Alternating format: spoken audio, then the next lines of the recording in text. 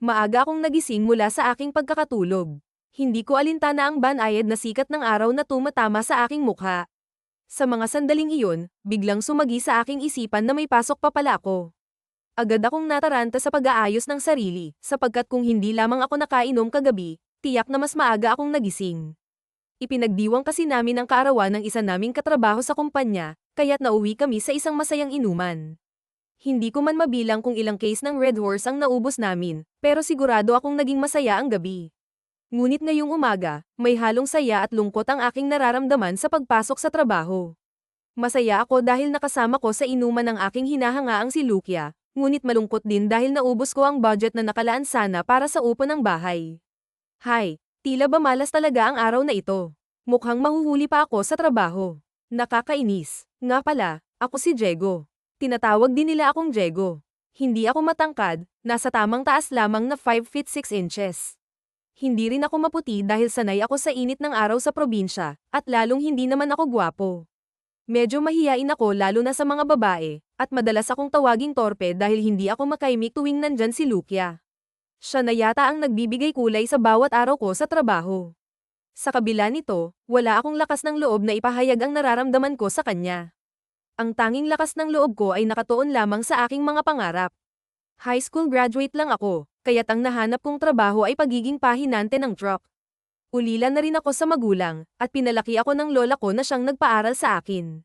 Ngunit hindi rin nagtagal, pumanaw din siya. Sa kabila ng lahat ng ito, nagsikap akong mag-aral, ngunit hindi na kinaya ng budget kaya't hanggang dito na lang ang narating ko. Sa edad na 17, nagpunta ako sa Maynila at naging kargador sa pier. Pagsapit ng 18, naging pahinante ako ng truck. Sa umpisa, natutulog lang ako kung saan-saan, pero kalaunan, nakapag-ipon ako at nakahanap ng inuupahang bahay. Hindi man ito kagandahan, maituturing ko pa rin itong tahanan. Ang tanging kagamitan ko lamang ay isang bombilya at isang tablet na nagsisilbing libangan ko kapag nag-iisa. Mayroon din akong cellphone, ngunit hindi ito touchscreen, kundi pindutan lamang. Hanggang ngayon, matyaga pa rin ako sa aking trabaho. Gayunpaman, huli ako ngayong araw sa pagpasok.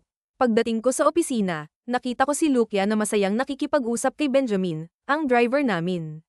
Hindi ko maiwasang makaramdam ng selos. Gwapo si Benjamin, at maganda naman si Lukia, tila bagay silang dalawa.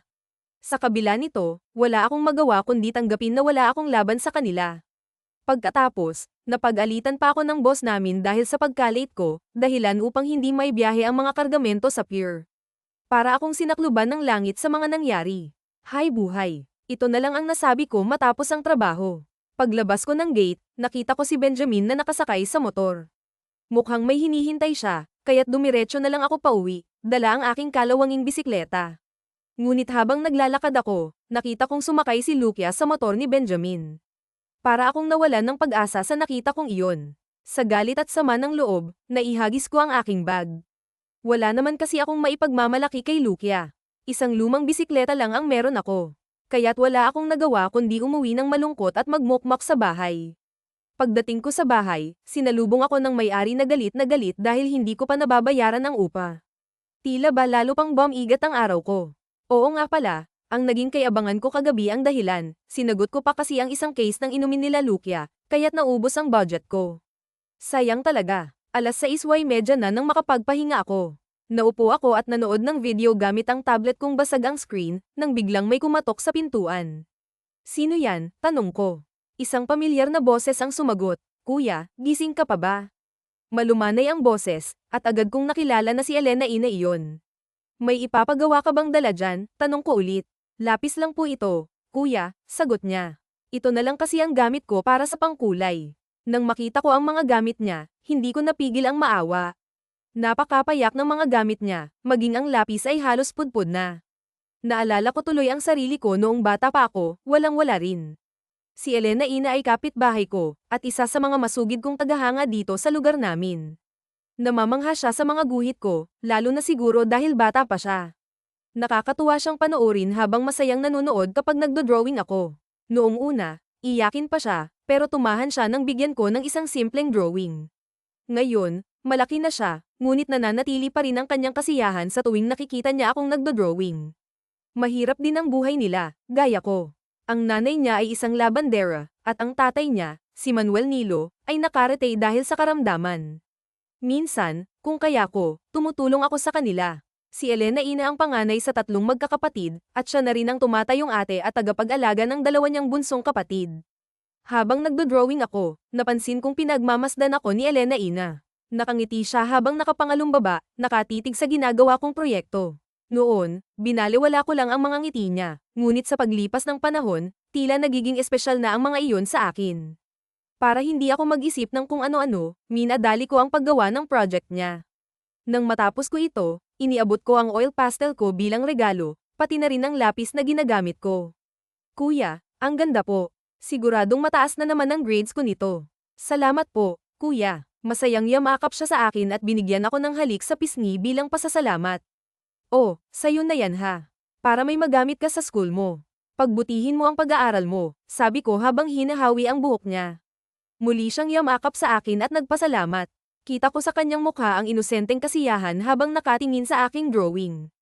Ah, kuya, hatid mo ako bukas, ha? Gusto ko nandun ka kapag nag-present ako, sabi niya na may bahagyang pagmamakaawa. Hindi ko alam kung makakasama ako bukas sa school mo. May gagawin kasi ako, sagot ko, pilit na nagdadahilan upang hindi niya ako kulitin. Kuya Donnie, please, hatid mo ako bukas. Wala kasing manonood sa presentation ko. Si mama pupunta ng ospital bukas, kaya ikaw na lang ang manood para malakas ang loob ko. Kakatok po ako dito ng maaga para gisingin ka, kuya, ha? Ano kasi eh? Sige na nga. Basta galingan mo bukas, sagot ko habang napansin ko ang kanyang nakakunot na kilay. Yay! Aayusin ko, kuya. Basta bukas po yan ha. Bye, kuya. Salamat po ulit dito. Masaya siyang umalis, dala ang mga gamit na binigay ko. Pagkaalis ni Elena Ina, nakaramdam ako ng lungkot kaya minabuti ko na lamang na kumain. Pagkatapos, nahiga na ako ng maaga upang makapagpahinga. Gayunpaman, hindi maalis sa isip ko si Lukia, ang babaeng matagal ko nang pinapangarap. Sa kabila ng malamok na paligid, napasarap pa rin ang tulog ko sa katra. Ngunit bigla akong nagising nang may narinig akong kumakatok sa labas. Naalala ko ang pangako ko kay Elena Ina na ihahatid ko siya sa eskwelahan, kaya't dali-dali akong bumangon. Nandyan na. Saglit lang, sigaw ko habang nagmamadaling pumunta sa pinto. Pagbukas ko, bumungad sa akin si Elena Ina na nakaayos na at handa nang pumasok. Aga-aga mo namang gumising. Anong oras pa lang? Oh, siya nga pala, kuya, late yung orasan mo. 6:30 AM na, sabi niya na may bahagyang ngiti. Agad akong napatingin sa cellphone ko. Ay, oo nga pala, mali yung alarm clock ko. Saglit lang ha, mag-aayos lang ako. Nagmadali akong maligo at magbihis, iniisip na pagkatapos may hatid si Elena Ina, diretso na rin ako sa trabaho. Kuya, matagal ka pa ba dyan? Tanong niya mula sa labas. Oh, tapos na ako. Tara, alis na tayo, sagot ko habang nagmamadaling lumabas. Isinakay ko siya sa bike ko, at siya'y umupo sa unahan. Masaya si Elena Ina habang nakasakay, at habang nagbabike ako, naamoy ko ang mabangong samyo ng kanyang buhok na tila bulaklak. Hindi ko maiwasang madampi ang ilong ko sa kanyang ulo, at napaisip ako na napakaswerte ng lalaking makakakuha ng puso ni Elena Ina. Sa hindi ko maipaliwanag na dahilan, nadampian ko ng halik ang kanyang ulo. Bakit, kuya? Tanong niya, tila nagtataka. Wala, pampaswerte lang yun para lumakas ang loob mo, sagot ko na may halong biro. Kuya, mapapanood mo lang ang presentation ko, sapat na yun para lumakas ang loob ko, sagot niya na may ngiti. Oh, paano? Dito na tayo. Galingan mo, ha? Maghihintay lang ako dito, sabi ko habang tinuturo ang direksyon ng kanilang quadrangle. Habang papasok siya sa loob ng eskwelahan, nakita kong nagtipon-tipon na ang mga estudyante para sa kanilang presentation. Doon ko nasaksihan ang husay ni Elena Ina sa pagsasadula. Ang galing-galing niya, parang isang propesyonal na artista sa paraan ng kanyang pagbigkas. Hindi ko napigil ang pumalakpak sa tuwa. Pagkatapos ng kanyang pagtatanghal, nagpaalam na ako sa kanya at dumiretso na sa trabaho. Habang nagmamadali akong magbike, iniisip ko na sana hindi ako malate. Sa kabutihang palad, sakto lang ang dating ko sa trabaho. Pre, akala ko late ka na naman eh. Si boss, galit na galit, nandun siya sa kubo, bungad ni Bruno sa akin. Hayaan mo siya, pare. Buti nga walang gaanong traffic. Siya nga pala, nasaan si Benjamin? Tanong ko habang hinahabol ang hininga ko. Ayun, kausap si Lukia. Mukhang nililigawan ata, sagot ni Bruno na may halong biro. Si Benjamin. Ikaw kasi, ang bagal mo, pre. Inunahan ka patuloy ng may asawa na, dagdag niya. Ano? May asawa na si Benjamin bakit nililigawan pa siya kay Lukia? Tanong ko na may halong pagkabigla. Oo, pre, may asawa na yang si Benjamin. May 2 anak na yan, at ang alam ko, nasa abroad ang asawa niya. Dapat malaman to ni Lukia. Hindi pwedeng magkatuluyan sila ni Benjamin, sagot ni Bruno na tila may bahid ng awa. Pare, wala ka nang magagawa pa para pigilan sila. Matagal nang alam ni Lukia na may asawa yang si Benjamin. Kaya kung ako sayo, huwag ka nang makialam. Mapapahiya ka lang. Ikaw kasi, ang bagal mo, pare. Yan tuloy, naunahan ka na ng pareng Benjamin mo, dagdag pa niya. Tigilan mo nga ako, Bruno. Hindi ko siya pare. Pinagkatiwalaan ko siya tapos ganito ang igaganti niya sa akin, sagot ko na may galit. Pasensya ka na, Diego. Ikaw kasi, ang tagal-tagal mo nang nagpapaligoy-ligoy kay Lukia. Tapos ngayon, magsisisi ka na lang sa huli. Sinabihan na kita dati na ligawan mo na siya, pero anong ginawa mo? Natakot ka, nahihiya ka, kaya ayan, naunahan ka tuloy, sabi ng kaibigan ko habang tumatawa. Oh, sige na, pre, aalis na kami. Ayan na ang sasakyan namin, dagdag pa niya. Natulala ako habang pinagmamasdan sila sa malayo. Para akong batang inagawa ng laruan, nakatingin, walang magawa, puno ng panghihinayang. Hindi ko talaga inakala na magiging sila. Kasi naman, torpe ako. Nahihiya akong magsabi ng nararamdaman ko, kaya hanggang huli, nanatili na lang akong tahimik at nagparaya. Sa halip na harapin ang nararamdaman, ibinuhos ko na lang ang sarili ko sa trabaho.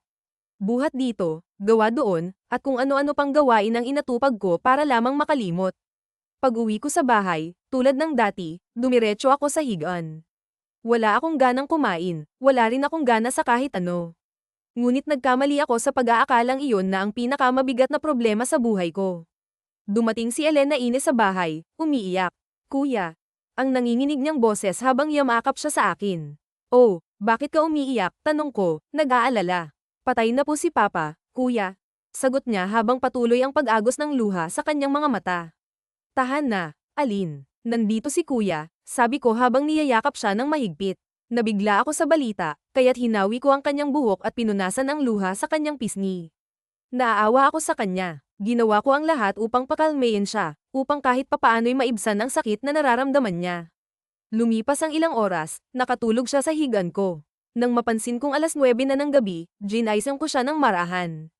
Elena Ine, gising na, iuuwi na kita sa inyo, sabi ko. Kuya, dito na lang ako matutulog. Namimiss ko si Papa, lalo na kapag niyayakap ko siya, sagot niya, malungkot. Baka hanapin ka ni Mama mo sa inyo. Mag-aalala yun, sabi ko, nag-aalala rin. Kuya, hindi daw siya uuwi sa bahay. Baka daw bukas pa ng umaga siya darating kasama ang mga kapatid ko, paliwanag niya. Sigurado ka, okay ka lang dito, malamok dito, tsaka walang electric fan, tanong ko na may halong pag-aalala. Okay lang, kuya, katabi naman kita. Ayoko lang mag-isa sa bahay. Takot po kasi ako, lalo na't wala na si Papa, sagot niya habang pinipilit ng umiti. Oh, sige na, tahan na, dito ka na lang sa tabi ko. Kumain ka na ba? Tanong ko. Hindi pa po, kuya, sagot niya. Ah, saglit lang ha. Magluluto lang ako, dyan ka muna. Gamitin mo muna yung tablet ko. Maglaro ka muna kung gusto mo, sabi ko habang papunta sa kusina. Habang patapos na akong magluto, bigla akong nakarinig ng ingay mula sa kwarto. Oy, Ilin, wag yan. Akin yan. Napalingon ako at dali-daling pinatay ang video na tumutugtog sa tablet. Binura ko rin agad ang video na iyon. Kuya, ano yun? Bakit may babae roon? Tanong ni Elena Ine na tila naguguluhan. Ah, wala yun. Binura ko na. Huwag mo na lang pansinin, ha? Tara, kumain na muna tayo. Sabi ko sa kanya, pilit na itinatago ang kaba sa aking boses. Hindi ko kasi inakala na bubuksan niya ang gallery ng tablet ko. Habang kumakain kami, patuloy pa rin siya sa pagtatanong at pagkukwento tungkol sa kanyang papa. Ang dami niyang ibinahagi, mga alaala, mga pangarap, at ang bigat ng kanyang nararamdaman. Nang matapos kami sa pagkain, nagpatuloy pa rin siya sa kanyang kwento kahit na nakahiga na kami sa kama. Katabi ko siya, nakatalikod, habang ako naman ay marahang nakayakap sa kanya. Pinatay ko ang ilaw upang mas madali siyang makatulog, ngunit tuloy pa rin siya sa pagsasalaysay tungkol sa kanyang papa. Ramdam ko ang init ng kanyang katawan habang yakap ko siya, at sa mga sandaling iyon, may kung anong kakaibang damdamin ang pumuno sa akin. Maya-maya pa, narinig ko ang unti-unting paghina ng kanyang boses hanggang sa tuluyan na siyang nakatulog. Nakakumot kaming dalawa, Ngunit sa kabila ng katahimikan ng gabi, hindi ko mapigilan ang pagkalito sa aking isipan. Alam kong mali, ngunit tila may bumubulong sa akin na gawin ang isang bagay na hindi ko dapat gawin. Pinilit kong ipikit ang aking mga mata, ngunit hindi ko magawa. Ang kaba at init na nararamdaman ko ay tila nagiging mas malakas sa bawat sandali. Hanggang sa hindi ko maipaliwanag na dahilan, unti-unti akong nadala ng tukso. Naramdaman ko ang sarili kong gumagalaw, ang kamay ko'y napunta kung saan-saan. Parang nananaginip ako, ngunit alam kong gising ako. Nang magising ang aking konsensya, dali-dali akong tumayo at pumunta sa CR. Doon ko pilit na pinakalma ang sarili ko, natatakot na baka magising si Elena Ine at malaman ang nangyari. Pagkatapos, bumalik ako sa higaan. Ngunit sa aking pagbabalik, muli akong nakaramdam ng kakaibang init nang makita ko ang kanyang posisyon sa kama. Hindi ko na naman napigilan ang sarili ko at marahan ko siyang nilapitan. Ngunit sa gitna ng aking pag-iisip, bigla akong natigilan. Natakot ako sa aking ginagawa kaya't agad akong huminto. Bandang 2:00 na ng madaling araw nang tuluyan akong nakatulog, yakap siya ng mahigpit. Bago ako makatulog, nadampi pa ang aking labi sa kanyang ulo. Good night, Elena Ine, bulong ko sa kanya. Sa kabila ng lahat, napansin kong napakasarap ng tulog ko noong gabing iyon. Kinabukasan, nagising ako sa pakiramdam na may yumayakap sa akin. Pagdilat ko, nakita ko ang maamo at cute na mukha ni Elena Ine. Nakapikit pa rin siya habang nakayakap sa akin. Hindi ko napigilan ang bahagyang pagdampi ng aking labi sa kanyang labi. Maya-maya, ginaisan ko na siya. Elena, gising na. May pasok ka pa ata, sabi ko sa kanya. Kuya, dito muna ako. Dito muna ako matutulog, sagot niya, tila ayaw pang bumangon. Elena, baka malit ka niyan, sabi ko ulit. Kuya naman wala akong pasok, alam na ni teacher yun. Hindi mo ba alam, ibuburol na si Papa mamaya, sagot niya, medyo malungkot. Sorry, Elena. Sige na, mahiga ka na muna dyan at magsasaing lang ako, sagot ko. Sige, kuya, antok na antok pa ako, sagot niya habang muling pumikit. Habang nagsasaing ako, iniisip ko pa rin ang lahat ng nangyari noong gabi. Alam kong nanghina siya dahil sa bigat ng kanyang nararamdaman, kaya hinayaan ko na lang siyang magpahinga. Pagkatapos kong magluto, naligo muna ako at nag-asikaso. Nang matapos ako, nakita kong gising na siya, nakaupo sa higaan at nagkukuyakoy. Good morning, kuya, masigla niyang bati sa akin. Salamat nga pala, kuya. Hindi ka umalis sa tabi ko kagabi. Ang sarap ng tulog ko, sabi niya na may ngiti. Buti naman na maganda ang tulog mo, sagot ko, pilit na itinatago ang kaba sa aking boses. Kuya, huwag kang mabibigla sa sasabihin ko sa'yo, sabi niya bigla. Ano yun, Elena, tanong ko, kinakabahan. May nangyari ba sa'yo kagabi, tanong niya. Opo, nananaginip kasi ako na naihi daw ako sa higan mo, kuya. Pero wala naman. Akala ko umihi talaga ako kagabi, sabi niya habang tumatawa ng bahagya. Panaginip mo lang yun, Elena. Tara, almusal ka na. Baka gutom lang yan, sanggal ko habang nakatingin kay Elena. Sa isip-isip ko, buti na lang talaga hindi siya gising kagabi, kung hindi, yari talaga ako. Pagkatapos kumain, naglinis muna ako ng bahay at maaga kong hinatid si Elena Ina sa bahay nila para madatnan siya na nasa bahay lamang. Binilin ko kay Elena na huwag sabihin sa ina niya na doon siya natulog sa bahay, kapag nangyari yun, iskandalo ang aabutin ko nito. Pagpasok ko, nakita ko si Lucia tulad ng dati, magkasama sila ni Benjamin. Hindi ko na sila pinansin. Sino ba ako para magselos sa kanila? Kaya tuloy lang ang trabaho ko kahit mabigat hindi ko alintana dahil iba na ang naroon sa aking isipan. Yun ay si Elena Ina. Medyo malabo nga lang yung pangarap ko pero gusto ko na si Elena. Ang kaso lang, malayo ang agwat namin kaya parang wala lang din. Sa paghakot ko, bigla akong nairita. Nakita ko si Lucia yakap-yakap si Benjamin sa loob ng truck habang ako naman ay nakatingin lang na pawis na nagbubuhat ng mga bagahe. Nakatingin sa akin si Benjamin na parang nang-iinggit sa ginagawa nila pero ako naman, walang magawa sa sitwasyon ko bilang trabaho. Mabagal ka dyan, sigaw ng boss ko sa akin. Para akong alipin na walang magawa sa halagang 351 araw, kulang pa para umahan sa buhay. Samantalang si Benjamin, 700 ang araw at may incentive pa. Kalahati sa kanyang sahod. Buhay nga naman. Pag-uwi ko, namasdan kong nakaburol na si Manuel Nilo sa gilid ng bahay. Nandun si Ate Kela at ang kamag-anakan nito. Nasulyapan ko din si Elena na nakaupo sa gilid ng mama niya at lumingon sa akin habang pinapasok ko ang bike. Nagpahinga ako saglit at umupo para magkape at nagmuni-muni. Inisip ko yung sarili ko, palang araw makakaraos din ako. Hihijitin ko si Benjamin at matutupad ko yung gusto kong marating sa buhay. Ilang sandali pa, nag-asikaso na akong kumain at nanood sa tablet. Sa panunood ko ay biglang kumatok si Elena Ina. Kuya, pasok po ako. Saglit, bubuksan ko lang yung pintuan. Pagpasok ni Elena, yamakap siya sa akin. Kuya, iyak nito sa akin. Bakit, Elena? Anong problema? Kasi, kuya, wala na si Papa. Sino na lang ang tutulong sa akin sa pag-aaral? Patitigilin na daw ako ni Mama. Kuya, tahan na, Elena. Nandito pa naman ako. Kuya, ayoko ng ganito. Gusto ko makatapos ng pag-aaral. Huwag kang mag-alala, tutulungan kita. Basta mangako ka sa akin na mag-aaral ka ng mabuti. Talaga po, kuya, gulat nitong sagot at yamakap sa akin ng mahigpit. Oo naman, Elena Ina, kaya tumahan ka na. Gusto mo bang manood muna bago ka umuwi? Sige po, kuya. Salamat po ha. Ang laking tulong niyo po sa akin. Sana katulad niyo po yung mapapangasawa ko. Kuya, yan ang huwag mo nang gagawin. Mag-aral ka muna at saka, mabuti yun sa isip-isip ko. Hintayin mo ako. Tsaka ano po, kuya? Tsaka tumulong ka muna sa magulang mo. Opo kuya, gagawin ko po yung sinabi niyo. Habang nanonood kami, niyakap ko siya't hinawakan ang kamay niya. Pagkatapos nun hindi na malaman ng aking kamay kung saan pupunta. Habang ginagawa ko yun, hindi siya nagsasalita, nakatingin lamang siya sa pinapanood namin. Habang hawak ko sa kanang kamay ko ang aking tablet, masasabi kong pareho kaming bago sa ginagawa namin pero alam ko kung paano pasayahin ang babae dahil sa aking mga napapanood. Naghalikan kami ni Elena Ina. Halatang hindi siya marunong kaya naman ako na ang nagturo sa kanya. At habang ginagawa namin yun, may biglang tumawag sa pangalan ni Elena Ina. Agad akong kinabahan sa pagkakatayo ko. At alam kong boses yun ni ate na narinig namin ni Elena. Kuya, si Mama yung tumatawag sa akin. Anong gagawin natin? Agad at gulat nitong saad sa akin. Nataranta ako't dali-dali ko siyang pinag-ayos sa banyo. Hindi ko alam ang sasabihin ko at kung papaano ko ito ipapaliwanag. Palapit ng palapit ang boses sa pintuan.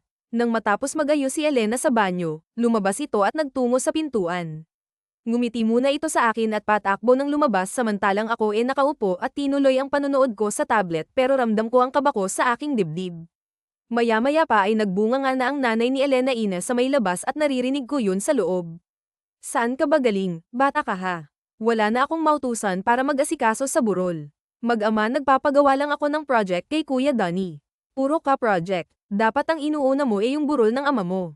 Elenayan, na madaming gawain, hindi yung kung saan-saan ka nagsususuot dyan. Magtimpla ka ng kape at ang daming bisita, asikasuhin mo yun. Oo ma, magtitimpla na po ako, mahinahong sagot ni Elena Ina. Tsaka nga pala, yung mga nagsusugal, bigyan mo rin ha. Matutulog muna ako at ikaw muna ang magbantay, Elenayan.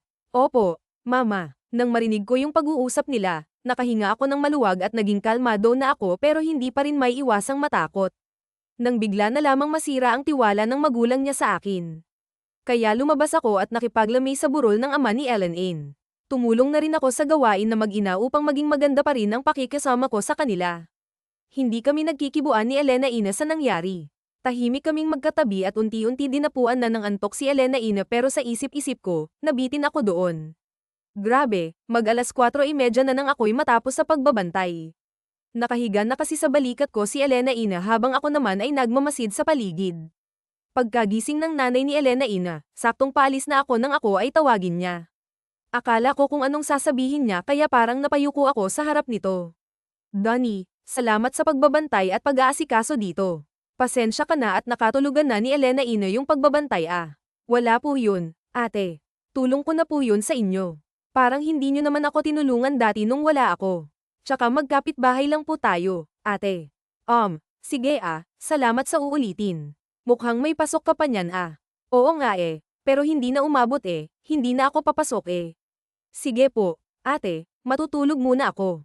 Oh, sige, ingat sa pagtulog mo ha. Baka multuhin ka ni Kuya Nilo mo, biro pa nito sa akin.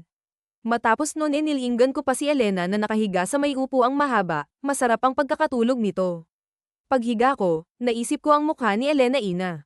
Pinalitan niya na kasi si Lucia sa isip ko kaya parang ang sigla-sigla ko habang pinipikit ko ang mata ko na inaalala si Elena Ina. Pagkagising ko, nakaramdam ako ng init sa mukha ko. Nasisinagan na pala ako ng katanghalian. Pagtingin ko sa cellphone, 10:35 AM mukhang hindi na talaga ako makakapasok, saad ko at muling nahiga sa catry.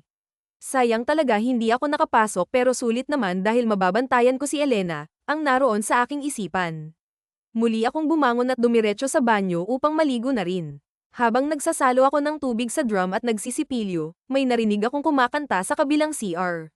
Narinig ko ang boses ni Elena ina at ang pagtilapon ng tubig. Naisip kong baka naliligo ito. Nilabas ko ang pinto para tignan kung nasa labas ang nanay ni Elena ina at di nga ako nagkamali. Kasama nito ang bunsong anak at ito ay kalong-kalong habang nagbabantay kaya muli akong bumalik sa loob para alamin kung nandoon pa ba sa kabilang CR or si Elena. Nung masigurado kong nandun siya, gumawa ako ng paraan para makita ko si Elena ina pero naalala kong may daanan sa kusina nila Elena ina sa may bintana ng likod ng bahay. Kaya dali-dali akong sumuot dun sa likuran. Hirap lang ang pumasok kasi napakaliit ng daanan na sakto lamang sa aking katawan. Nang makalampas ako sa eskinitang yun ay daglian akong pumasok sa bintana at hinanap ko ang CR kung saan naliligo si Elena. Nang marinig ko ang boses ni Elena at ang pagtapon ng tubig, pinahihit ko yung pintuan pero nakalak yun.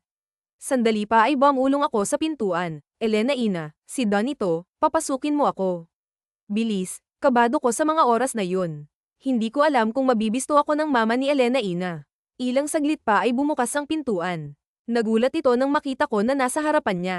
Nagtakip pa ito ng kamay at muntik nang mapalakas ang boses. Sa pagmamadali, isinara ko ang pintuan at namangha ako sa kanya. Donnie, bakit? Kuya, nandito ka. Baka makita ka ni mama. Tinakpan ko ang labi niya para hindi na magtanong pa. SHHH, huwag ka lang sisiga, saad ko na may pagkautal na kinakabahan. Pero natatakot ako, baka naman mahuli tayo dito, bulong nito sa akin. Huwag kang mag-alala, mabilis lang to. Sabay na tayo. Sabi mo yan ha? Oo, akong bahala sa'yo. Pagkatapos naming mag-usap ay dali-dali na nga akong nagbuhos ng tubig mula ulo hanggang paa. Magkayakap kaming naliligo. Sa wakas, wala nang sagabal sa mga balak ko kaya magagawa ko na lahat ng aking gusto. Sa isip-isip ko habang nakangiti at niyayakap si Elena, maya-maya lang, agad kong hinalikan ang labi ni Ellen Ain. Tumugon naman ito sa akin. Hindi na ako nagpatumpik-tumpik pa. Pamwesto na ako upang gawin ang bagay na aming kailangan. Kitang-kita ko ang ekspresyon ng mukha ni Elena Ine na talaga namang hindi alam ang gagawin dahil na rin siguro sa tinatamasa ng mga oras na iyon. Tagumpay kong nagawa ang aking nais at ilang sandali lamang, may pumipihit ng pintuan. Elena Ine, matatapos ka na bang maligo dyan? Ah, opo, mama, sigaw nito sa labas. Ba't parang ang tagal mo ata dyan? Kanina ka pa dyan. May nililinis lang po ako, mama. Patapos na rin po ako dito, mama, ang yutal nitong sagot. Ganun ba? Bilisan mo at mautos ako sa'yo sa palengke. Ellen On, lumabas ka kaagad dyan ha? Opo, mama. Sige at asikasuhin ko muna yung bisita dito sa labas. Bilisan mo dyan. Grabe ang kaba ko ng mga oras na yun. Pagkatapos ng aming ginawa, ako naman ay nagpasalamat kay Elena Ina bago ako lumabas ng banyo. Lumingga-lingga ako, napasilap sa pintuan pero buti na lang at wala ang mama nito sa kusina. At muli, isang siil na halik ang binaon ko kay Elena at mahigpit na pagkakayakap. Elena, salamat at hindi ka nagsumbong.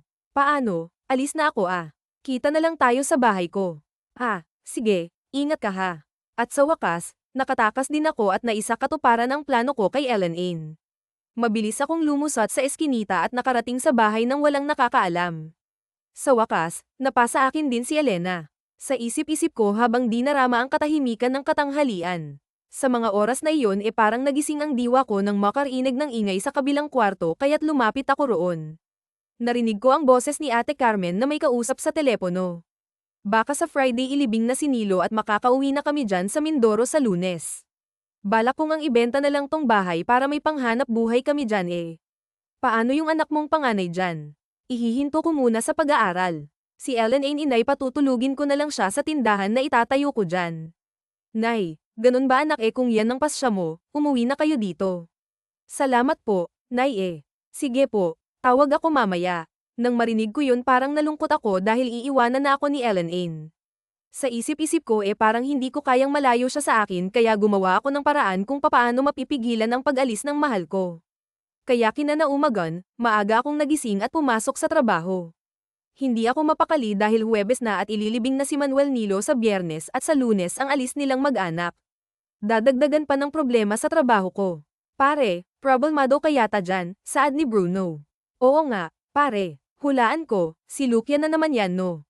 Hindi tungkol to sa pera tsaka wala na sa akin yang si Lukia. Cavite niya pala yan yan ang wala ko, pare. Akala ko si Lukia. Nabalitaan mo bang magsyota na yung dalawa, pare? Sus, hindi pa ba obvious, pare? Yung nakikita ng mata mo, ikaw talaga, Bruno, nuggets ka din eh. Wala na akong pakialam sa kanila. Basta kailangan ko ng pera eh. May i-offer ako sa'yo, pare kung kailangan mo talaga ano naman yun, pre. Baka naman bawal na gamot yan eh. Wag na lang pare maganda, may iloloan sana kami ng misis ko kaso ang laki pero mababa lang ang interest kaya kung papayag ka hati tayo sa loan magkano ba yung Nylen? 50,000 pare. Payag ka ba? Tuwing Sabado naman ang hulog Manuel malaki ata. Pare pero sige payag na ako, basta walang sabit yan. Matapos ang pag-uusap namin ay agad akong sumama sa kanya para kunin yung pera at kinagabihan pag-uwi, nakasalubong ko si Ate Carmen. May alam ka bang gustong bumili ng bahay? Nang marinig ko yun parang natuwa ako. Magkano nyo ba ibebenta ang bahay nyo, ate? Medyo may kalumaan naman na yung bahay Tsaka sakto lang pang pamilya. Baka mga PHP 50,000 lang Aalis na kami sa Lunes. Nang marinig ko yung presyo nangalahati lamang ako Ay, ate, may pera ako dito pero PHP 20,000 lang Kung gusto nyo po, ako na lamang ang bumili. Huhulugan ko na lamang po sa inyo yung kulang para nang sa ganoon po hindi na ako mangupahan. Sige, payag ako sa alok mo. Tutal, matagal ka naman na naming kakilala. Heto po yung paunang bayad ko, ate. Siya nga po pala, sabi sa akin ni Elena ihihinto niyo daw po siya sa pag-aaral. Kung maaari po sana dito na lang siya. Ako na lang po ang magpapaaral. Naawa po kasi ako sa kanya Gusto ko pong makatapos si Ellen Ain. Alam mo Diego, gusto ko sana makatapos siya ng pag-aaral pero alam mong mahirap suportahan ang pag-aaral niya, ganun po ba pero kaya ko naman humataas naman na yung sahod ko ngayon pero Diego. Magsasalita pa lamang si Ate Carmenla nang biglang sumabat si Elena Ines sa usapan. Ma, gusto ko pong mag-aral. Pumayag na po kayong maiwan ako dito kay Kuya Donnie. Yun po yung pangarap nyo ni Papa sa akin di ba? Please, Mama, pumayag na po kayo aayusin ko po yung pag-aaral ko. Tutulong ako sa inyo. Dahil sa pagmamakaawa ni Ellen Ain, naiyak ang nanay nito at tuluyang pumayag sa gusto ng anak na maiwan sa akin. Todo ang ngiti ko dahil nakagawa ako ng paraan para hindi kami magkahiwalay ni Eileen at masayang masaya ako sa naging desisyon ng nanay ni Ellen Ain. Ilang araw pa ang lumipas, nilibing na ang ama ni Ellen Ain. Nakalibing din ako at todo yung iyak ng ina ni Ellen Ain maging si Ellen Ain ay tumangis din sa pagkakaiyak.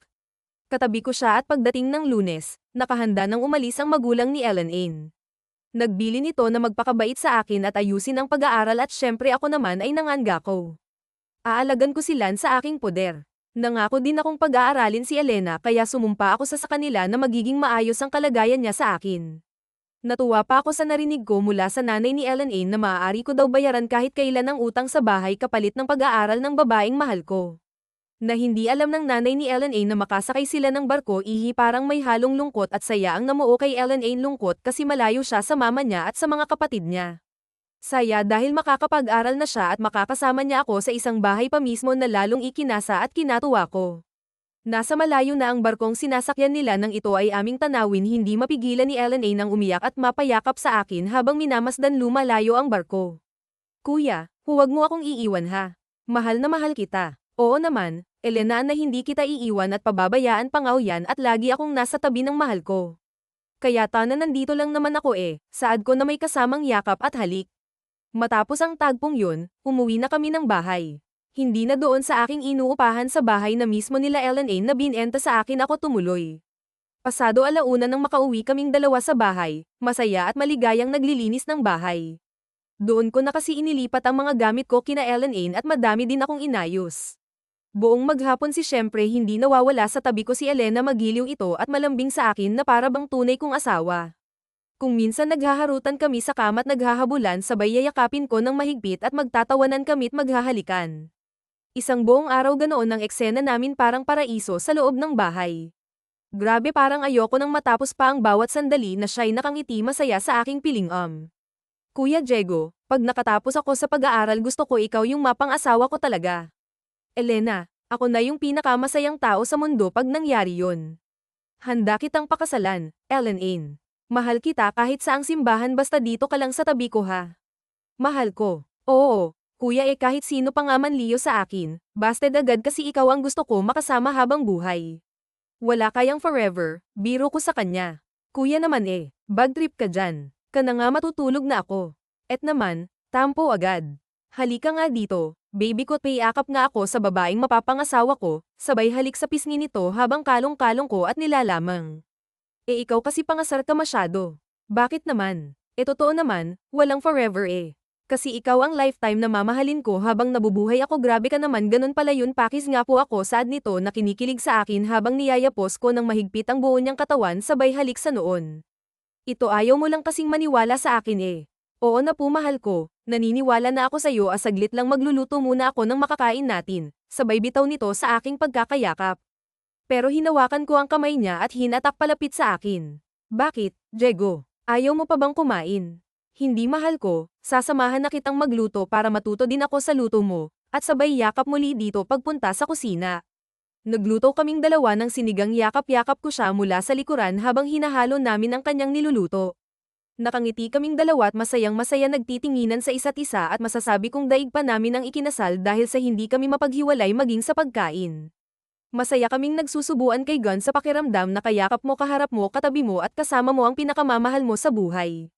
Pagkatapos ng mga gawaing bahay nagpahinga na kaming dalawa sa kwarto at sa iisang kumot at syempre may electric fan at saka aircon medyo pagod kaming dalawa sa gawaing bahay kaya maagang napapikit si Elena. Mahigpit ang yakap ko sa kanya at hinahawi ang buhok nito na may kasamang halik sa kanyang ulo habang tinitignan ko yung wallpapers sa ginawa ko sa aking tablet.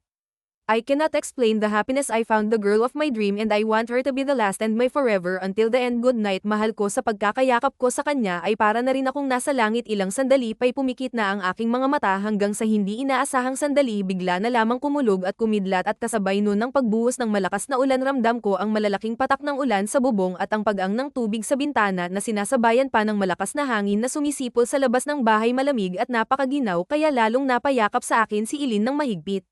Kuya Donnie, ang ginaw yakapin mo naman ako, saad nito habang nakapikit at pumupulupot sa katawan ko. Oo mahal kuya yakapin kita ng mahigpit, sagot ko habang dinarama ko yung init na gustong gusto ko magkadayon ay sumikdo na naman ang init ng aking katawan marahan kung hinarap sa akin si Ilin at dahan-dahan lamapat ang labi ko sa kanyang mga labi. Matagal ang naganap sa aming halikan at ilang sandali pa. Agad na nga akong pamwesto kasabay ng ulan ay ginagawa namin ang bagay na iyon talaga namang masayang-masaya ako dahil nasosolo ko sa Ilin ngayon wala na yata akong mahihiling pa dahil kasama ko na yung babaeng mahal ko bigay todo kami sa ginagawa namin at ilang sandali pa nang hina kami parehas na pawisan parehas kaming nakarating sa dulo nakangiti ang bawat isa sa amin sa gitna ng pagbuhos ng malakas na ulan ay ang pagmamahalan naming dalawa ang nagpainit ng lamig ng gabi masarap ang tulog naming dalawa ng mga oras na iyon at kagaan ng pakiramdam malaya kaming nakakagawa ng gusto namin habang magkayakap pa rin kaming dalawa sa kama at nanara ang kasiyahan. Nakangiti kaming naghalikan sa ilalim ng kumot at inaantay ang pagsikat ng umaga. Pagkagising naming dalawa, sabay kaming naligo. Ang sarap sa pakiramdam na nagagawa namin ang mga bagay na ito. Lumipas ang sandali at kami kumain na ng umagon. Naisip ko na sana kami na lamang ang itinadhana na sa isa't isa pero pag naiisip ko yun, parang ang hirap umasa na lang. Bakit parang natutulala ka dyan? Umiiyak ka ba? Wala, Toto. Elena ina, mahal ko, napuwing lang ako. Sigurado ka Umiiyak ka na dyan Bakit? Wala, may naalala lang ako. Alam ko na, birthday mo hindi natapos na. Nung January pa, July na ngayon. Ikaw talaga, hula lang naman yun pero alam mo mahal ko, kahit ikaw lang ang maging buong regalo ko, sapat na sa akin yun. Ikaw talaga, payakap nga ako sa mahal ko, yakap ko sa kanya na may kasamang halik ng pagmamahal. Labas tayo bukas. Bakit naman, kuya? Huwag na lang. Sayang yung pera mong igagastos. Dito na lang sa bahay natin igastos yan. Alam mo kasi naalala ko na birthday mo pala bukas kaya hindi ko papalampasin yung araw na yon. Nako, ikaw talaga. Gusto ko sa lahat, hindi mo nakakalimutan yung birthday ko. Sorry ha, nagparinig pa ako. Alam ko naman yun, mahal ko. Payakap nga ulit, kahit ikaw lang, Donnie, saad ni Elena ina. I love you. I love you too, Ellen Ain, mahal ko. Paano? Tara, alis na tayo. Ihahatid na kita sa school mo. Salamat, mahal ko, saad nito nang may malambing na tinig. Sa araw na dumarating sa buhay namin ni Ellen ay lagi kaming magkaagapay sa lungkot man o kasiyahan, sa hirap man o ginhawa ng buhay. Ilang oras at araw ang dumaan sa buhay namin na ngayoy nagpatibay sa amin. 3 taon din ang lumipas nang magsama kami ni Ellen. Nakatapos siya ng high school at dahil sa tulong naming dalawa, nakapundar kami ng gamit at tindahan na rin. Nung una ay mahirap pero dahil sa minana ni Ina ang tiyaga at sipag galing sa pagtitinda ng ina, lumago ito. Bago siya pumasok ay nagtitinda muna siya at sa gabi naman, tiyagan siyang nagbubukas. Masaya ako sa kanya. Samantalang ako naman, umalis na sa aking trabaho matapos kong matutong makapagmaneho ng sasakyan at makakuha ng lisensya. Sabay kami ni Bruno umalis at nag-apply sa kumpare niyang Hapon bilang driver. Nakabayad na rin ako sa mga utang ko at kulang ko. Dahil dyan, masayang-masaya ako dahil nahijitan ko pa si Benjamin dahil naging magulo kasi ang buhay ng dalawa matapos ay pakulong si Benjamin ng asawa nito sa abroad na ito ay nangangaliwa. Samantalang si Lucia naman, pilit na dumidikit sa akin at gusto niya akong mapang-asawa pero tinanggihan ko ito dahil nag-iisa lang ang gusto kong mapang-asawa, yun ay si Ina na aking mahal. Maganda ang takbo ng buhay namin ngayon kumpara nung nagsisimula pa kami pero sa totoo lang, wala pa kaming anak ni Ellen. Ayoko pang magkaroon, inaalala ko kasi ang kanyang pag-aaral at kung magkataon man ay baka paghiwalayin kami kung mangyari ngayon kaya pinigil ko ang sarili ko na gawin ang bagay na yun kay Elena. Pero minsan, pinagbibigyan niya ang aking kasiyahan pag nangangalabit siya at pag gusto ko rin. Siyempre, pero ang gusto niya kasi magka-baby na kami at nasabi ko rin ang plano ko sa kanya at sinabi ko na lamang sa kanya na, Ina, sana maintindihan mong mahal kita pero hindi pa tayo handa Sana maintindihan mo yung kalagayan natin, mahal ko. Ayokong mabaliwala ang pag-aaral mo dahil sa akin. Sana payagan mo akong gawin ang lahat para sa iyo pero mahal ko paano mo nasasabi yan ngayon pang alam ko na ang plano mo. Hindi mo kailangang umalis. Kung gusto mo, hihinto na ako sa pagkakolehiyo ko, ito ka na lang sa tabi ko. Donnie, mahal kita at alam mo yan. Hindi ko kayang mawala ka sa tabi ko, yakap nito sa akin habang lumuluha. Pero Elena, napag-usapan na natin to. Totoo ba kailangan ko umalis para sa'yo, para masuportahan ang pag-aaral mo, para sa kinabukasan natin, saad ko na may pangunawa sa kanya.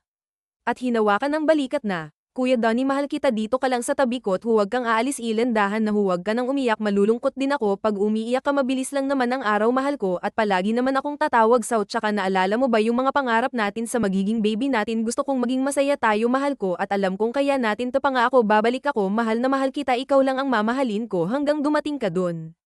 Nang makita ko siyang umiiyak, parang nasasaktan ako sa pag-alis ko pero yun ang tama at kailangan kong gawin. Ayokong matulad siya sa akin na walang tinapos, gusto ko lang matupad niya ang pangarap niya para sa amin kinabukasan. Nakahanda na ang pag-alis ko papuntang Japan bilang driver ng truck sa isang company gumagawa ng gamot at beauty product. Sa airport, hinatid ako ni Ina. Niyakap ko siya ng mahigpit habang tumutulo ang luha ko sa pisngi at isang halik sa labi ang ibinaon kong pag-alis ng bansa na tinanaw ang pagluha ng babaeng mahal ko habang nagpapalem. Habang tinatanaw ko ang himpapawid sakay ng eroplano papunta sa ibang bansa ay lubos ang pangungulila ko sa babaeng mahal ko habang patuloy sa pagpatak ang luha sa mata ko naisip kong bumalik ngunit huli na ang lahat dahil alam kong ito ang makakabuti sa amin ni Ilan ang paglayuin kami ng oras at lugar ay hindi sapat upang magtiwala kami sa isa't isa isang larawan ni Elin ang nagpapaalala sa akin ng pag-asa at muli kaming magsasama. Halos araw-araw kong naaalala si Ellen. Lagi akong tumatawag at nagpapadala ng sulat sa kanya na ayos lang ako.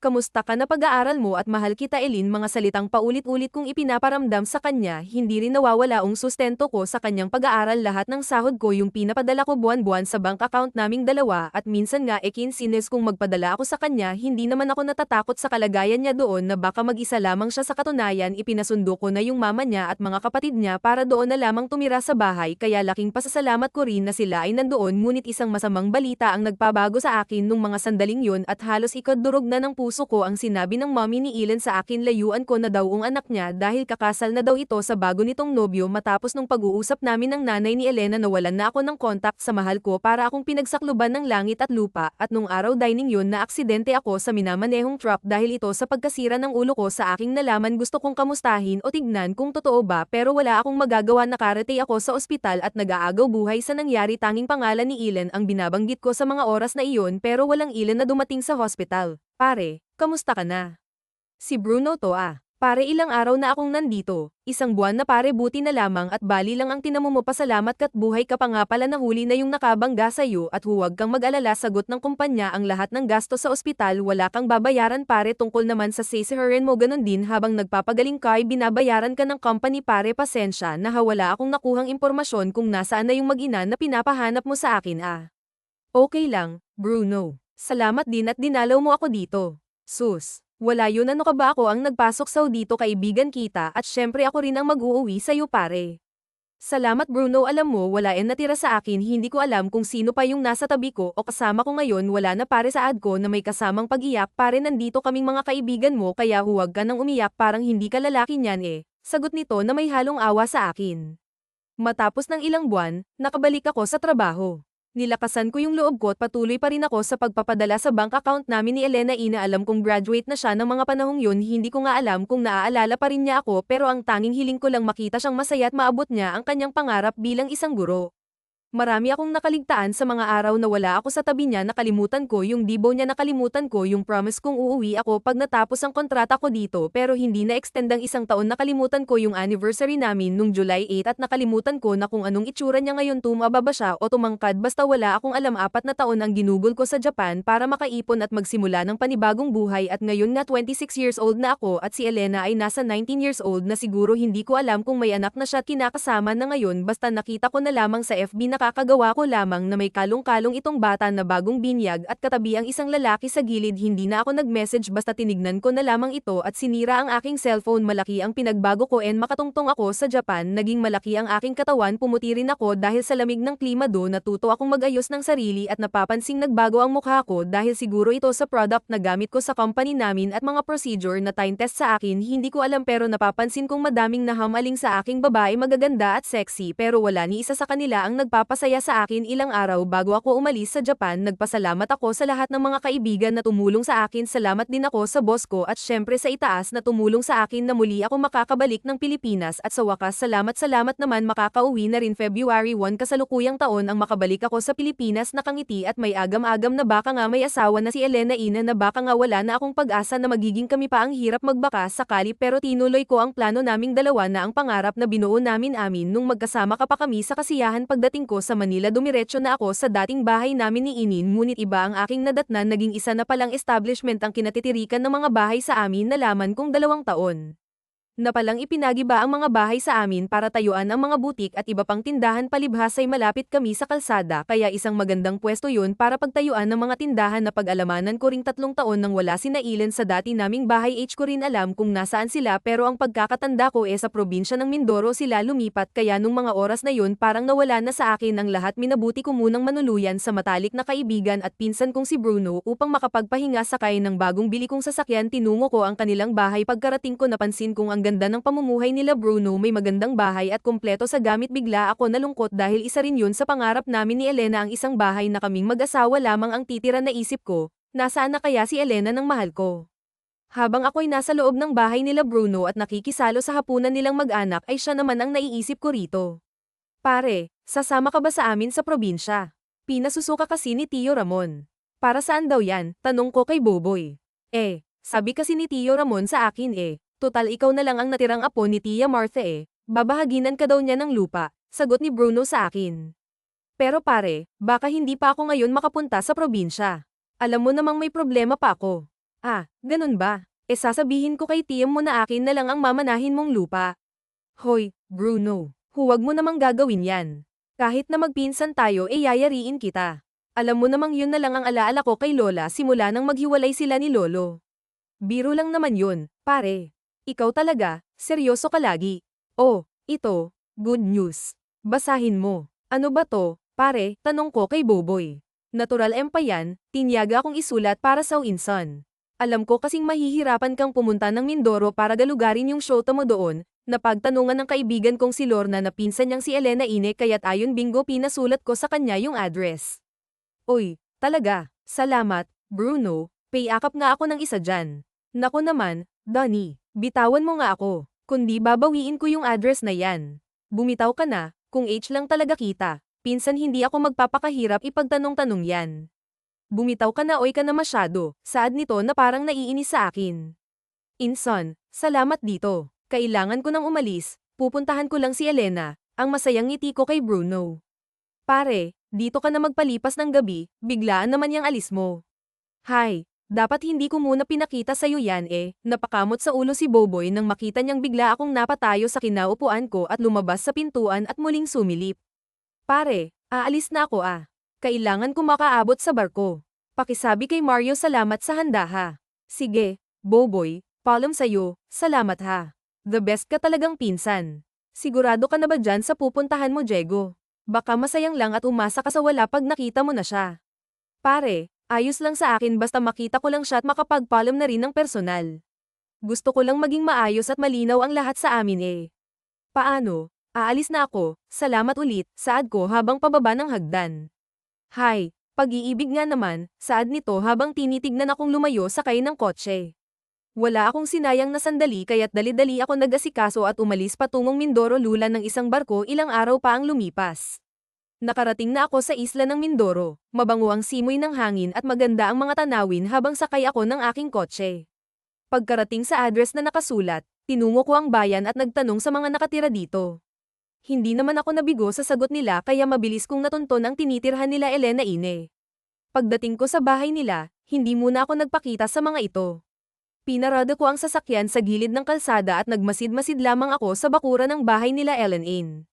Nagulat ako sa nakita ko't nasaksihan dahil pinagmamalupitan ito ng nanay niya habang sinasabunutan na tinutulak palayo sa putikan kasama yung anak nito na pakiworry ko may 3 taon ng edad. Nung makita ko yun, agad akong pumasok sa bakuran ng kanilang bahay. Kitang-kita ko ang mga pasa at sugat nito habang umiiyak at niyayakap ang anak. Lumayas kayong mag-ina dito. Wala kayong kwenta sa bahay, palamunin pa kayo. Inay, maawa po kayo sa amin ng anak ko. Huwag niyo pong gawin sa akin, pakiusap inay, mama ko, tiyak ng bata na awa ako sa kalagayan ni Elena. Halos maduradya ang aking puso dahil sa pagbabago ng itsura nito na mapayat at puro pasa ang mukha at braso. Mapapansin ng itim ito ng konti at may pinagbago sa mukha niya, pero siya pa rin si Elena Ine ang babaeng minamahal ko. Kayong mag-ina, lumayas kayo sa pamamahay ko. Puro kayo kamalasan sa buhay ko kaya Leyes. Heto mga gamit nyo. Ayoko na makita kayo dito ah. Inay, maawa kayo sa amin. Huwag nyong gawin yan. Nang makita ko yun, agad akong lumapit sa mag-ina. Sino kang lalaki ka, ha?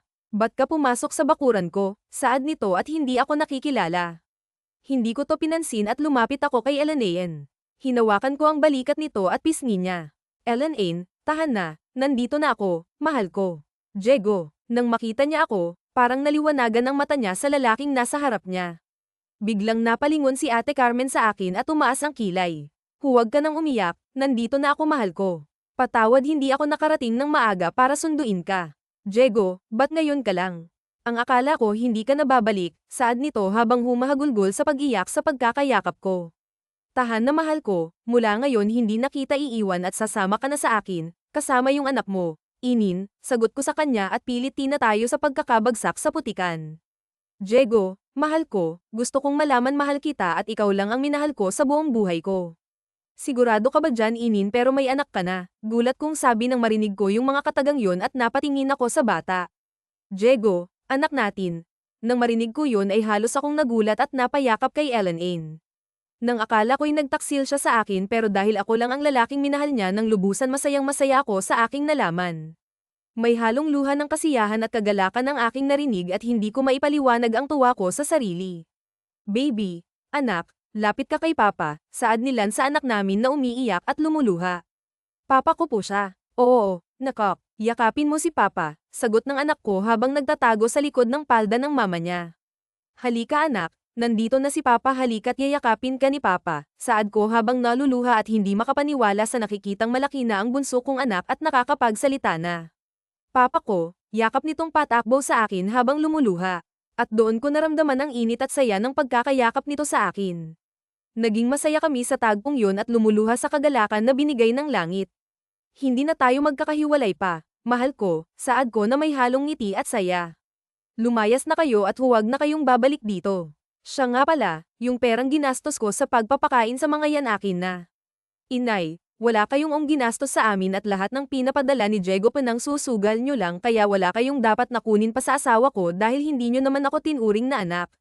Inalila niyo ako at pinagtatrabaho para sa mga walang kwentang bisyo niyo at hininto niyo ang aking pag-aaral kaya huwag na huwag kayong magkakamaling lumapit sa amin ng asawa ko dahil hindi ko po kayo mapapatawad. Tama na Elena Ina. Alis na tayo dito. Bubuin mo uli natin ang pangarap nating pamilya mahal ko. Natigilan at nahinto sa pagsasalita si Ate Carmena nang marinig ang mga sinabi ni Ellen Ain at parang natauhan habang si Ellen Ain at anak ko sinakay ko na sa aking kotse. Nakatingin lang sa amin ang nanay nito at nang matapos ang eksenang yun, umalis na kaming tinatanaw ang bangungot na tirahan nila Ellen Ain. Luha ng kasiyahan ang nararamdaman ko habang nakayakap sa akin si Ellen Ain. Naipaliwanag niya sa akin ang nangyari habang nasa sasakyan kami laman kung kapatid niya pala ang lalaking nasa gilid ng binyag na noy nakatira sa lolo nito na sabi niya rin sa akin na bago ako umalis nung 16 years old siya, buntis na siya sa akin dahilan para magsinungaling ang nanay nito at sabihing mobo na siya kaya nahinto ang pag-aaral niya at doon ibinenta ng mama niya ang bahay namin. Pinaliwanag ko rin ang nangyari sa akin sa Japan kung bakit hindi ako nakauwi kaagad, kung bakit ngayon lamang ako nagpakita sa kanya. Mahaba ang kwentuhan naming dalawa at naiiyak ako sa karanasan niya sa kanyang mga magulang na hindi daw siya pinapakain kahit nagtatrabaho at maging yung anak namin pero sa huli, lahat yun ay aking tinanggap dahil mahal ko si Elena at siya lang ang nagpapasaya sa akin syempre hindi mawawala ang junior kong anak at nung oras dining yun habang nasa sasakyan lalo siyang lumuha sa kasiyahan nang sabihin ko ang mga katagang. Elena Ine, will you be my wife forever until the end? Saad ko habang hawak-hawak ang isang diamond ring. Yes, Diego. Mahal ko. Oo handa akong magpakasal sa'yo at ikaw lang ang gusto-gusto ko makasama habang buhay. Isang mahigpit na yakap ang pinaramdam nito sa akin habang sinusuot ang singsing na binigay ko sa kanya. Lumuha ito sa pasasalamat na dumating ako sa kanyang buhay at muling mabubuo ang pangarap namin. Isang oras din ang binyahe namin mula Mindoro hanggang Maynila na sobrang kasiyahan at pagod ay nakatulog ang mag-ina ko sa kotse matapos na makapagpalit ng damit ang mga ito. Pinagmasdan ko ang himbing na tulog nilang dalawa habang nakadantay sa braso ko ang asawa kong si Ellen Ain at kayakap ang aming anak at sila'y magkatabing natutulog. Napansin kong namana ng anak ko ang pisngi ng mama niya at ang labi sa akin naman niya namana ang matangos na ilong at ang labi maging ang singkit na mga mata nito may kawi din sa akin. Sayang nga lang at hindi ko namasdan ang paglaki nito medyo naiyak pa rin ako kasi natawag niya pa rin akong papa kahit ngayon niya na lamang ako nakita siguro dati lagi siyang nagtatanong sa mama niya kung nasan ako siguro'y lagi niya akong tinatawag at hinahanap siguro dapat nandoon ako ng mga panahong yun para ipagtanggol ko silang mag-ina naisip kong mas malaki ang naging sakripisyo ni Elenan para sa akin at para arugain ang anak namin humahanga ako sa mahal kong asawa sa pagiging mapagmahal nito sa akin at pagiging tapat na asawa dahil ako lang ang nag-iisang mahal niya at hindi nawalan ng pag-asa, naghintay na baka sakaling dumating ako mangiyak-ngiyak ako ko nang isipin ng mga sandaling yun habang hinahaplos ang buhok ng anak ko at ng pinakamamahal kong si Elenan pero handa akong bumawi para sa aking mga pagkukulang pupunan ko lahat para sa pangarap namin ni Ellen Ain at maging sa anak namin madaling araw na nang makarating kami sa kondominium na pinahiram ng boss ko sa akin upang pansamantalang manuluyan inakay ko yung anak ko papasok sa kwarto kasama ang aking asawa hinihiga ko muna sila sa kama at pinatulog upang mapawi ang pagod sa biyahe muli akong bumalik sa kotse upang kunin ang mga gamit namin at pagbalik ko nakita ko ang asawa ko nakangiti sa higaan at masayang iniaabot ang kamay sa akin na parang gusto niyang lumapit ako paglapit ko sa kanya inaya niya akong tabihan siyang matulog kaya pinaramdam ko sa kanya ang mahigpit na mga yakap at lambingin siya muli mga haplos na nagpapasabik sa init ng aming pagmamahalan isang masayang larawan ng pamilya ang muling nabuo sa pagtitiwala namin ni Elenan ang saya ko parang ayoko nang matapos pa ang gabing kayakap ko ang aking asawa sa kumot na bumubuhay at nagpapalakas ng loob ko at nagpapasaya sa aking buhay kinaumagahan magkayakap pa rin kaming natutulog sa ilalim ng kumot ng higaan patuloy ko pa ring pinaparamdam ang aking pagmamahal-mahal ko salamat at nandito ka sa tabi ko saad ko habang hinahaplos ang buhok niya at niyayakap habang ito'y natutulog sa aking mga bisig maya-maya bumangon na ako at nagluto ng makakain namin at inihanda na nga sa pagkainan nagpa-deliver din ako ng bulaklak sa kwarto namin upang lasapin ang umpisa ng masayang umaga hanggang sa may handa ko na lahat ng surprise sa aking asawa ayoko pa sana silang gisingin dahil habang pinagmamasdan ko silang dalawa ay parang panatag na panatag ang loob nito sa pagkakahiga. Good morning mahal ko, hinalikan ko to sa noo habang siya'y masayang nakatingin sa akin at tinlahad ang kanyang kamay para ako ay yakapin. Good morning din mahal ko ang aga mo atang nagising mahal ko ah.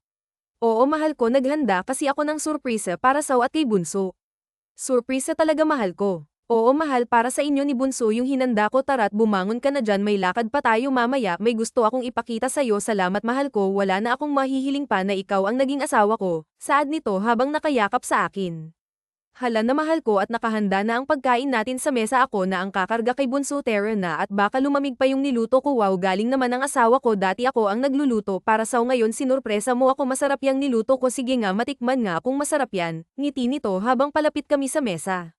Wow, ang dami mo namang niluto mahal ko, sigurado kaluto mo lahat. Eong iba pinag ko lang, tulad nitong hawak ko ngayon, namangha siya sa pinakita kong bagkos ng puro pink na bulaklak. Mahal naman, nag-abala ka pa talaga para sorpresahin ako nito, ang dami naman na to, saad nito habang nakakunot ang kilay.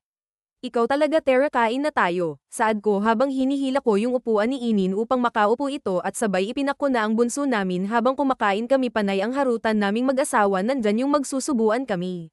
Matapos ang masayang umaga, nagtungo kami ng asawa ko sa mall. Sakto pagbaba ko ng kotse, siya namang pagbaba ni Benjamin sa karag-karag na truck na sinasakyan ko dati. Natulala ito sa akin at binati ko habang nakahawak sa braso ko ang maganda kong asawa. Para itong binuhusan ng malamig na tubig ng aking batiin at hindi makapagsalita sa kinatatayuan, at habang napapalunok sa lalamunan, naalala ko dati yung hirap na dinanas ko sa kanya noon, pero pasalamat ako kung hindi dahil sa pagtatyaga ko at sipag sa buhay, wala ako rito ngayon. Matapos ang eksenang yun, dumiretso na kami sa loob at matapos mag-mall, masaya kaming mag-asawang nagtungo sa restaurant upang mananghalian ng mga oras ding yun. Matapos kumain, dumiretso rin kami sa park. Isang araw na walang kapagurang saya ang ginawa namin nung hapong ding yun. Umuwi na kami sa kondo, maraming masasayang larawan ang pumapasok sa isip ko na kasama ang pinakamamahal kong asawa. Ilang araw bago ang kasal, inimbitahan ko ang mga naging kaibigan ko sa Japan at ang mga kamag-anak ko sa side nila. Bruno ang naging best man ko sa kasal, ay ang pinsan kong si Bruno, naging ninong naman ang boss kong hapon sa kasal namin, at iba pang kaibigan na dumalo. Nang matapos na ang kasal, pumasok kami sa loob at agad kong dinala ang anak ko sa kuna. Tulog na tulog ito dahil sa pagod. Maya-maya pa ay napatingin ako sa asawa kong si Elenen. Sabik na sabik akong binuhat ito sa kwarto habang pinapapak ko ito ng halik sa labi. Pagdating namin sa kama ay parang mga nakawalang leon kami, na sabik sa isa't isa, nang gigigil sa isa't isa at pawang baliw sa pagkauhaw. Ang aming mga labi ay talaga namang hindi mapigilan, mahigpit na magkayapos sa mga katawan namin, habang ang aming kamay ay talaga namang kung saan-saan naroroon, at sa sobrang kasabikan agad na nga akong pamwesto. Kitang-kita ko ang ekspresyon ni Elena, talaga namang sabik na sabik at uhaw na uhaw ito sa akin. Hindi malaman ni Ellen kung saan ibabelang ang ulo ng mga oras na yun, talaga namang parang baliw na hindi malaman ang gagawin. Nandong napapahawak sa aking braso, naroon naman na napapahawak sa unan. Mahigpit ang pagkakahawak nito hanggang sa ilang sandali lang tagumpay naming narating ang dulo. Pawisan at lupaypay kaming pareho, sobra-sobra ang aming tinatamasa at walang oras o araw na hindi namin ginagawa ang bagay na iyon. Biyaya ang pinagkaloob sa amin na magsama ng masaya at matiwas saysay isang bahay. Ilang taon din ang lumipas bago nasundan si Oscar dahil nagpatuloy sa pag-aaral si Inin. Sa tulong ko, isang lalaki ang sumunod dito at siya ang kapangalan ko, at sumunod naman ay si Julia na bunsong babae naming anak. Na palayaw ay Julia, naging maayos ang aming pamumuhay ni Inin. Nagkaroon kami ng negosyong groceries at nagsimula lamang sa tindahan, at ngayon ay malyugo na nakapagtapos din ng pag-aaral si Elena, at ako din naman ay nagpatuloy din sa pag-aaral ng kursong business ad. Sa tulong ng pag-aaral ko ay napromote din ako sa trabaho kinalaunan bilang isang assistant manager. Nakuha ko na rin ang mana kong lupa kay Tio Ramon sa Baguio, kung saan magbe-birthday ang kapatid ni Lola, ang si Tia Nora, at sa susunod na linggo nga pupunta kami doon sa probinsya para makiselebrate kay Lola Nora. At nung panahong pumanaw ang nanay ni Elena, napatawad niya na ito sa mga nagawang kamalian. Sa ngayon nga ay masaya kami ni Ellen sa buhay na tinatamasa namin ngayon kasama ang tatlo naming anak, dahil na isa katuparan naming dalawa ang pangarap namin.